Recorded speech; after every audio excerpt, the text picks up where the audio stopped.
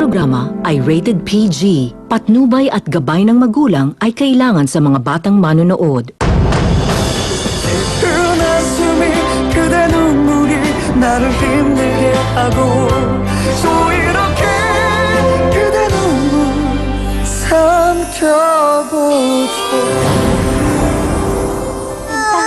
Mali ang pagpapalaki mo sa anak mo. Kapag may nagawa siyang masama, kailangan pagalitan mo siya kaagad. Para naman maintindihan niya na hindi tama ang ginawa niya. Umiiyak to dahil nahihiya sa nangyari. Natatakot din siyang mapagalitan mo. Tumigil ka na! Salbahe pala kayo! Para kayong wicked witch! Bella, masama yan.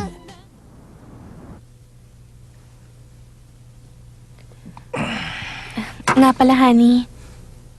Bakit? Kanina, may nakita akong bagong boxer shorts dun sa labahan. Bakit mo ako tinatanong? Anong problema? Wala lang. Ako kasi ang bumibili ng mga gamit mo kaya nagtataka ako na may nakita akong bagong shorts. Pinabili ko lang yung dati kay Mr. Kim nung nag-overnight kami. Ano ba yung iniisip mo dyan? Bakit? Nag-iinala ka ba sa akin? Hindi naman, honey. Naitanong ko lang sa'yo, huwag ka na mag-isip ng masama. Nga pala, saan ka ba nagpunta kanina? Bakit? Tumawag ka ba dito? Nagpunta lang kami ni Bella kila Marivic. Huwag mong sayangin ang oras mo sa kaibigan mo. Kung wala kang magawa, sila Mama at Bella ang dapat mong pagtuunan ng pansin. Oo na, hindi na yun mauulit. Nga pala, nasan yung kimching bigay ng mami ko? Sabi niya sa akin, nagpadala raw siya sa'yo ng kimchi. Hindi ko na inuwi. Itinapon ko. Ano? Bakit mo naman ginawa yun? Eh, ano naman ngayon ko itinapon ko? Hindi ka ba nahihiya para sa akin? Bakit nila naisipang gawin akong tagapitbit ng kimchi? Hindi ba nila alam na mangangamoy yun doon sa loob ng kotse ko? Ano gusto nila? Mag-amoy pagkain ako? Ano bang gusto nila mangyari? Pagtawanan ako ng mga tao sa loob ng opisina ko? Sobra na sila, ha? Aminin mo na mababa ang tingin nila sa akin, di ba? Honey, wag mo sabihin yan. Hindi mo pa ba kilala ang ugali nila? Alam kong walang masamang intensyon ng mga magulang ko. Wag mo naman sanang masamain ang ginawa nila. Kung ganun, bakit nila ako pinagdadala ng ganun? Bakit? Ganun lang ba kababa ang tingin nila sa akin? As sabihin mo, talagang gusto nila akong maliitin. Dahil ba mahirap lang kami? Honey, teka, bakit ka ba nagkakaganyan? Oo na. Ba't di mo pa diretsahin? Meron ako inferiority complex. Kaya siguro minamalit mo rin ako, no? Umami ka na, Andrea. Dahil ba wala akong kayamanan at kapangyarihan na pwedeng may pagmalaki? Mababa na ang tingin mo sa akin? Aldwin! Binabaliwala mo lang ang mababang pagtingin sa akin ng pamilya mo. Hindi ka ba napapahiya para sa akin? Matagal na ako nagtitiis sa panlalait at pang-asa ng mga magulang mo mata pobre. Hindi ko na kaya, Andrea. Ayoko nang pinagdadala ako ng kimchi. Maliwanag!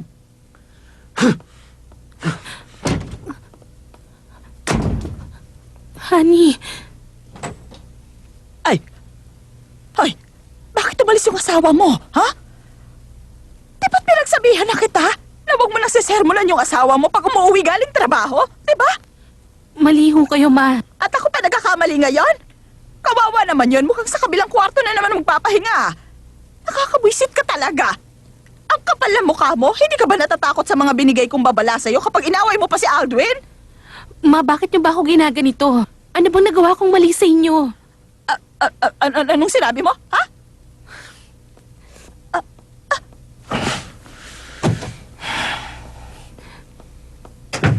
Mag-usap nga tayo, Aldwin.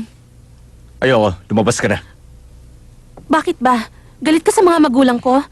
Bakit mo ba pinalalaki ang gulo nang dahil lang sa kimchi? Nagkakaganyan ka na? Ayoko ng pag-usapan yan. Tama na. Pinoproblema mo talaga yung kimchi? Kung may katwiran yung mga sinasabi mo, lahat ng mga asawa sa mundo nagkakaproblema sa biyanan. Hindi lang yun ang problema ko, Andrea. Gusto mo isa-isahin ko sa yung panlalait nila sa akin? Sige, sabihin mo sa akin. Ano bang ginawa nila para laiting ka? Dahil ba tutol sa kasalang mami ko? Nanay ko siya. Bakit hindi mo siya maintindihan? Lumayo ka na sa akin. Ilagay mo naman ang sarili mo sa katayuan niya. Siguradong gagawin mo rin naman yun kapag hindi mo gusto ang pakakasalan ni Bella. Pero hindi ba? Pagkatapos naman ng kasal laging mabait na siya sa'yo, hindi mo ba yan napansin? Ano ba kasi talagang gusto mo mangyari? Huwag na lang akong masaktan. Nagagalit ako sa kanila dahil damdamin ko na pinakikialaman nila. Gusto mo bang pigilan ko ang galit ko nang dahil lang sa'yo? Nagbago ka na, Aldwin. Bakit mo ginagawa ito? Ikaw ba ang Aldwin na pinakasalan ko? Alam mo, Parang hindi na talaga kita kilala. Malayo ng loob mo sa akin. Mapaghinala ka eh. Bakit ba ganyan ka? Wala ba akong karapatang bumili ng sarili kong gamit? Pati bago kong boxer shorts, gusto mo pang problemahin? Ha?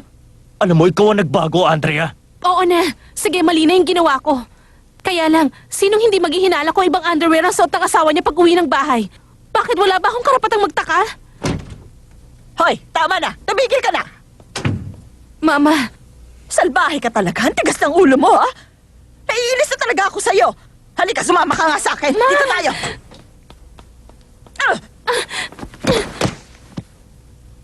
Hoy, anong karapatan mo pag hinalaan ng mabait mong asawa, ha? mali na tong ginagawa niyo. Ako pa mali, ha? Hindi ba't mas maraming kamali ang nagawa sa pamilya namin ng mga magulang mo, ha? Kung hindi masama ang ugali nyo, hindi magagalit ng ganun sa inyo ang anak ko. Ang sabihin mo, sumusobra na ang pamilya mo sa panlalait sa pagkatao niya, kaya napuno na yung anak ko. Ay, Diyos ko! Aatakihin niya ata ako! Wisit kayo! Kinakawawa niyo lang si Aldwin! Dahil magaling siya sa mahirap na pamilya, kaya nagagawa niyo maliitin ang pagkatao niya? Ha? Hindi ko lang maintindihan kung anong ikinagagalit ni Aldwin. Hindi masama ang mga magulang ko. Kilala ko ang ugali nila. Mababait ho yun. At marunong silang... Ang kapal na mukha mong magsasagot sa akin! Mama! Tumigil ka na! Naku, Diyos ko! Aldwin! Ayan! Tingnan mo siya! Kung makatitig, para na ako lalamunin! Tingnan mo! Ang tapang na mukha niya parang mabangis sa halimaw! Aldwin, mali ang iniisip mo kay Mami. Hindi sila ganon. Tama na, Ma. Kahit nagalit kayo sa akin, huwag niyo naman akong saktan. Ano bang ginawa ko masama sa inyo?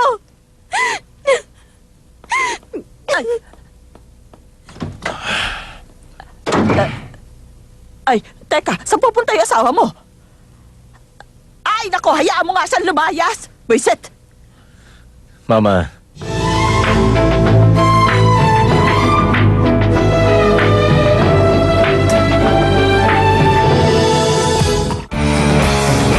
Don't go away! Magbabalik ang Pink Lipstick dito sa TV5.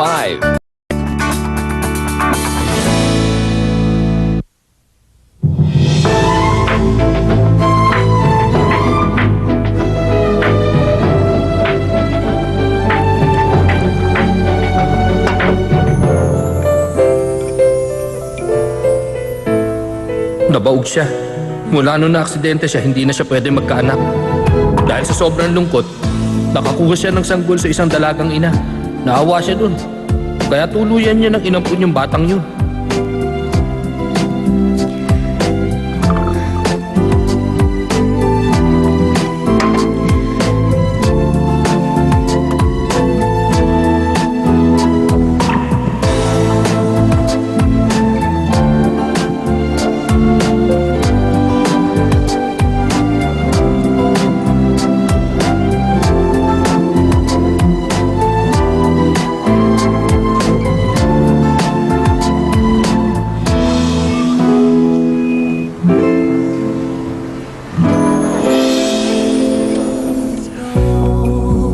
Bakit gusto mo ako makausap ng personal?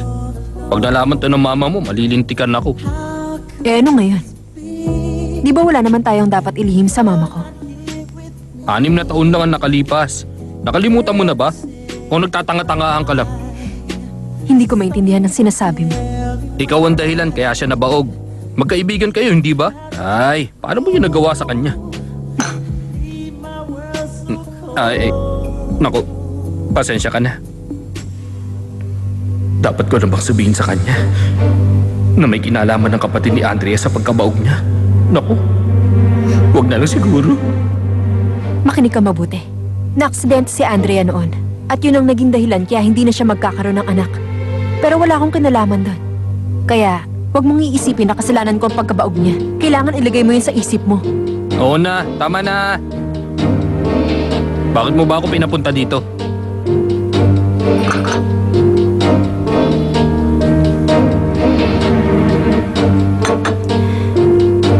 Yung kapatid ni Andrea. Di ba kilala mo? Si Miguel? Bakit? Sa kanya mo itatanong kung kanino nila naampon yung anak ni Andrea. Ano? Ano ka ba? Bakit ba gusto mo pang malaman yun? Wala ka nang pakialam doon. Basta sundin mo ako. Wag na lang. Ayoko. Hindi ko kaya.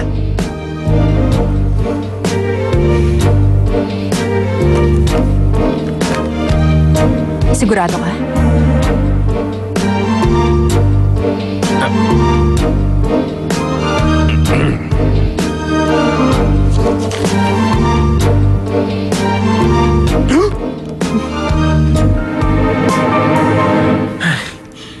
Ang bala ko kasi makipag-merge tayo sa Dream Department Store. Sigurado na ba yon? Pumayag na ba sila? Malapit na. Pag nagawa ko yun, magpapadala tayo ng mga designer sa kanila para masimula na ang project. Okay. Kapag nakipag-merge tayo sa Dream, lalaki ang sales natin at mas makikilala tayo. Mas malaki ang pakinabang nun sa atin. Tama ka. Masaya ako ngayon kasi nasasabi ko sa'yo lahat ng plano namin. Nga pala, makikipag-meeting na ako sa Dream. Dapat siguro sumama ka sa akin. Ikaw ang main designer namin. Kaya mas makakabuti sa project kung ikaw na ang mag-uutos sa ibang designer. O sige, kailan ba yon? Oh, Gabriel, kumusta na? Oo, nandun ako. Sasama ako sa meeting na yon. Nung nalaman kong pupunta ka, umuo na ako. Oo, magkita tayo. Tapos iayayain kita uminom, ha? Oo, sige, sige. Oh, nandito ang kapatid ko. Sandali lang. Hello? O, teka lang, ha? Oo, ililibre kita. Nandyan ang kapatid mo? Oo, di ba kilala mo na to? Alam mo, pag nakikita ko siya, napapangiti ako. Mahal mo ang kapatid mo, no? Tama yan. Makipag-banding ka na uli sa kanya. Alam mo ba? Nung hindi ko pa alam na kapatid ko to, akala ko talaga isa siyang anghel eh. Sobrang bait kasi nito. Mahal siya ng lahat ng bata ron. Ang tawag sa kanya sa ampunan, Auntie Angel. Anong Auntie Angel? Ah, yung volunteer na si Auntie Angel? Tunay na kapatid mo? Huh? Kilala mo si Auntie Angel? Paano mo siya nakilala? Kilala siya sa lahat ng bahay ampunan na ini-sponsoran ko. Laging pinag-uusapan yung Auntie Angel na yon. Hindi ako makapaniwala. Kapatid mo pala siya, ha? Ayos ah. Pareho pala kayong tumutulong sa ampunan kaya mo siya nakilala. Lagi ka ba nagpupunta ron? Tama ba ako? Hindi. Minsan lang. O sige, magkita tayo. Bye. Ay, pambihira. Yung babaeng yun pala si Auntie Angel. Nakakagulat naman. Grabe. Lagi akong ginugulat nun. Lagi may sorpresa.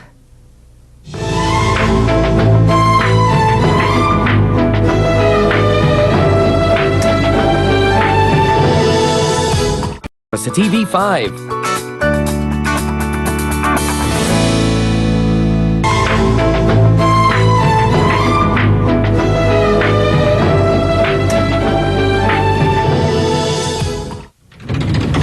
Lako! Buti na padalaw ka dito, anak.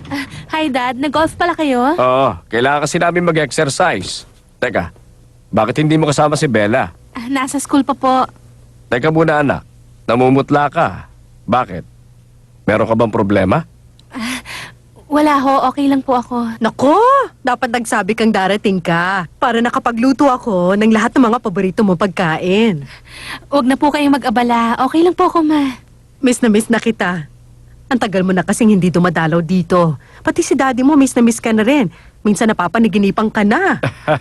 Bakit kayo? Hindi niyo ba ako namimiss? Mas na-miss kita kaysa sa kanya. Kaya masaya ako ngayon. Ate! Angeline! Ang ingay naman. Dumating lang si Angeline, nagulo na tong bahay. Alam mo ang OA mo, para ka na lang laging kinikiliti. Ate, bakit ngayon ka lang dumalaw? Sumama ka ba kay Daddy sa pag-golf? Pinag-drive ko sila. Teka, dito ka muna ha, mamaya ka na umuwi. Pasundo ka na lang kay Aldwin, ha? Sige na, para marami pa tayo mapagkwentuhan. Tara na.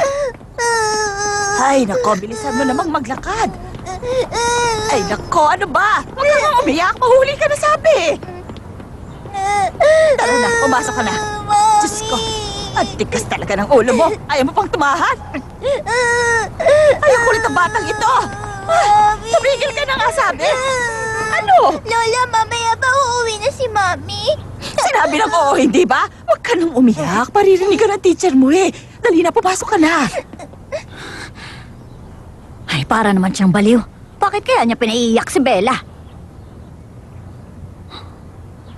Nasaan kaya si Andrea? Ba't hindi siya ang naghatid? Oo, tama. Yun ang sabi ni Miguel. Matagal na nangyari yun kaya hindi na niya maalala. Oo, pero pwede kang magbaka sakali. Tumawag ka na lang doon. Hi, sweetie! Ay, naku po, Diyos ko. Ba't ka ba nanggugulat? Ba't mo tinago yan? Sino bang kausap mo? Ha? Wala lang. Tumawag lang sa akin si Miguel. Oo, siya nga.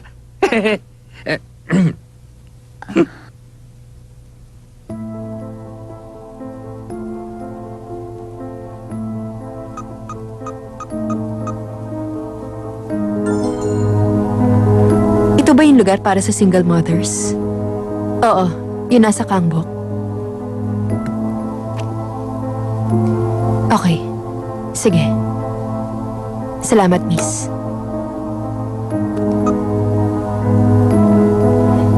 Nag-ampun siya agad nung nalaman niyang hindi na siya magkakaanak. Parang merong hindi tama.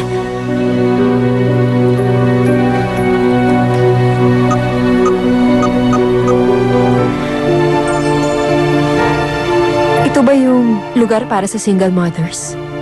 May tatanong lang ako tungkol sa isang batang inampun mula sa inyo.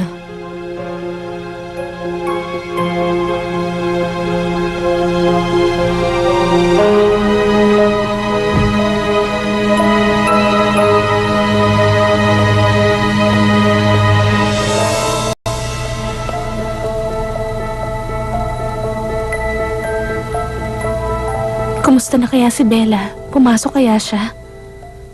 Sana hindi siya umiiyak. Andrea, halika magpapa-facial tayo. Naku, mukhang kailangan mo din pala ng masahe. Mukhang pagod na pagod ka kasi. Dito na lang ako. Kayo na lang po ang umalis, ma. Alam ko namang hindi ka okay, anak. Mula nung nakasal ka, hindi ka na nagpapaganda. Aminin mo na sa akin. Sweetie, ayos ba? Ang galing ko magmasahe, no? Oo, ang sarap talaga. Sige pa, diinan mo pa. Ay, siya nga pala, Romel. Ha?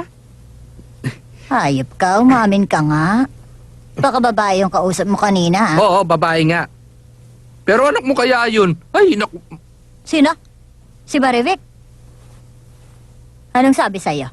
Bakit kayo magkausap? Ay, kasi ang totoo. Ay, kanina, kinausap niya ako ng personal para humingi sa akin ng pabor. Ha? Teka, anong sinabi niya? Anong pabor? Gusto lang niyang alamin kung saan naampun si Bella. Gusto niya lang ipatanong sa akin. Walang problema sa akin yun. Ano? Teka, ba't ka nagulat? Diyos ko po. Paano? Sinabi mo ba sa kanya, ha? Siyempre, naipit na ako eh. Nakakatakot kasi siya. Diyos ko, napakatanga mo talaga. Hindi mo dapat sinabi sa kanya na meron kang nalalaman. Kapag nalaman ni Marivic ang totoo, siguradong malilintigan tayo. Bakit? Ano bang dapat kong malaman? Marivic, Ma, anong ibig niyo sabihin? Ipaliwanag niyo nga yun sa akin. ha? Wala lang. Nagkakatuwaan lang kami. Umamin kayo sa akin. May alam kayo, di ba? Sabihin niyo na. Pambihira ka naman. Wala yun. Bakit naman ako maglilihim sa'yo, no? Tumingin kayo ng diretso sa akin. Saka niyo sabihin na wala kayong alam. Naku, anak, bakit ka nag-isip ng ganyan? Wala akong aaminin sa'yo, no? Dahil wala naman akong alam. Nagpunta ako sa Center for Single Mothers, kung saan kinuha ni Andrea ang batang yun. Ano? Ano? Nagsinungaling kayo, Ma. Niloko niyo ako sa loob ng mahabang panahon. Hindi totoo yan. Hindi kita niloko. Yung batang inampun dati ni Andrea. Anak ko yun, hindi ba? Marivic, hindi ka ba kinikilabutan sa sinasabi mo sa akin? Patay na ang bata, kaya dapat mo nang... Sinungaling ka talaga. Hindi lang ako sa lugar na yun nagpunta. Pinuntahan ko rin yung ospital kung saan ko pinanganak ang batang yon. Pero Maririg, sabi nila. Guardian ni Maririg Kim ang naglabas ng sanggol sa ospital. Nagawa niyo akong lokohin. 6 na taon nang nakalilipas. Bakit ayaw niyo pa rin umamin? Maririg! Yung batang inaalagaan ni Andrea. Siyang anak ko, hindi ba? Iniiyakan ako ng anak ko. Bakit ko daw ibinigay ang batang yun kay Andrea? Ah! Diyos ko! Mali ang ginawa ko kaya ako nagsisisi. Paano kapag nalaman ni Andrea to? Yun ang dapat yung problemahin ngayon. Ano bang sinasabi mo? Ano bang ginagawa mo dito? Nandito ako ngayon dahil gusto ko nang bawiin sa kanya ang anak ko. Nasaan ang bata? Ilabas mo na ang bata! Teka muna! Huminahan ka lang! Huwag kang mag-iskandalo! Ba't niyo nagawa yun? Bakit kay Andrea niyo pa binigay ang anak ko? Kasi ano, si Aldrin naman ang tunay na ama ng bata. Magkadupong sila. Mas gusto mo bang ibigay ko siya sa hindi ko kilala? Mas mabuti nang si Andrea ang mag-alaga sa kanya.